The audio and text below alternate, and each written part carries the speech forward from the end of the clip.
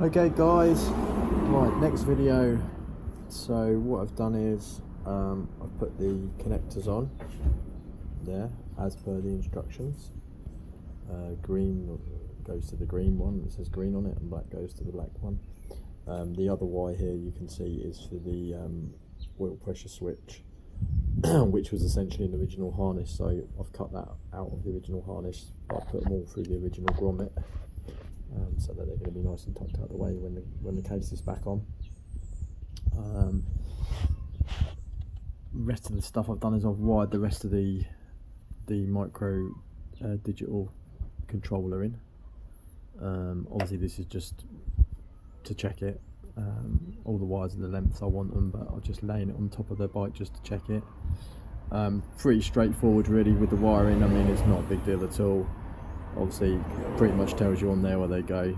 Your green and black, which comes up from the stator plate, which is down here, which is these bits that we've put on there. That's those two on the end. You've got one wire that goes to this wire here, goes to your battery negative side.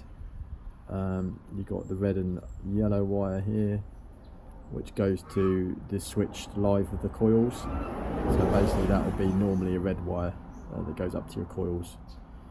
You just have to connect that in. I've done it with a solder connection like so. And you've got one wire obviously still going to the coil on the other side.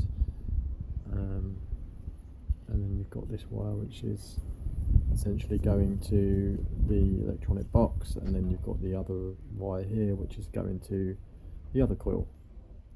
So that way you've got the red wires being utilised as they should be.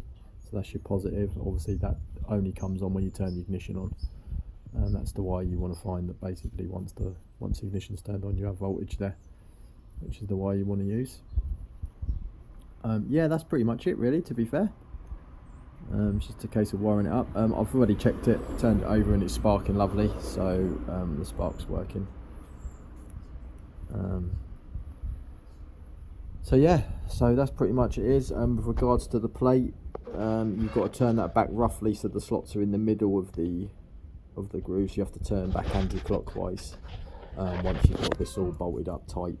You undo the 3 screws here, and then turn the face plate anti-clockwise until it's roughly in the centre of the grooves, which is, for some reason that one's not, but the others are all in the centre. I think that one's machined slightly different, because as you can see it's not in the centre of that one, but obviously the other two is perfectly in the centre. And then you pretty much run it from there, and then check the timer with the timing light really. Yeah, that's kind of pretty much all there is to do with the install. It's pretty straightforward, like I said.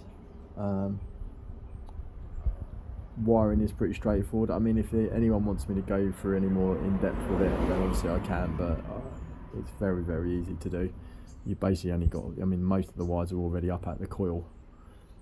You just got to utilise what's already up there really. Obviously your original green and black wires that you have that go to the coil here, they will be, I'll clean those up and seal the ends of those, but they're not used anymore, because obviously you're not getting power from your original igniter. You're getting power essentially from here, and they're the ones that replace that and go to the coils. They basically go to the negative side of the coils. Is the wires that come out of this box here, as you can see, which has got it written on there pretty simply: black ignition coil, green ignition coil. So they go to your negative side, and then obviously your red, yellow, positive will go to the positive side of the coils.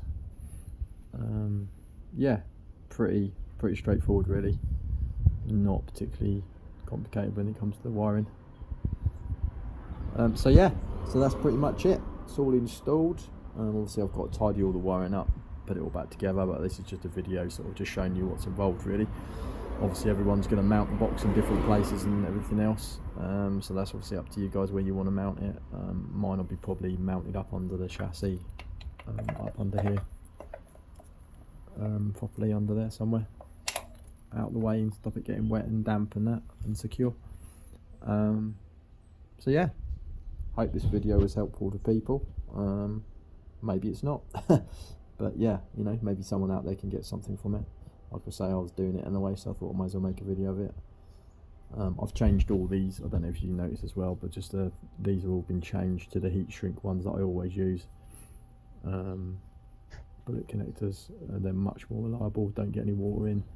A lot better than the ones that come with it, the little red crimps, which I don't really like, to be honest. I don't think they're very good, but obviously as I do this for customers, I want it to be reliable. I mean, if it's for your own bike, you can do whatever you want. You can twist the wires together if you really want.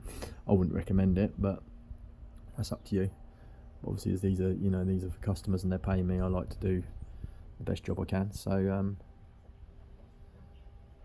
yeah, and I've also just noticed that's got a crack in it, so that will have to be replaced on the HT lead there, the cap. So yeah, that will need doing. But anyway, yeah, hope this video helps. Hope someone can get some good stuff from it, and yeah, see you later.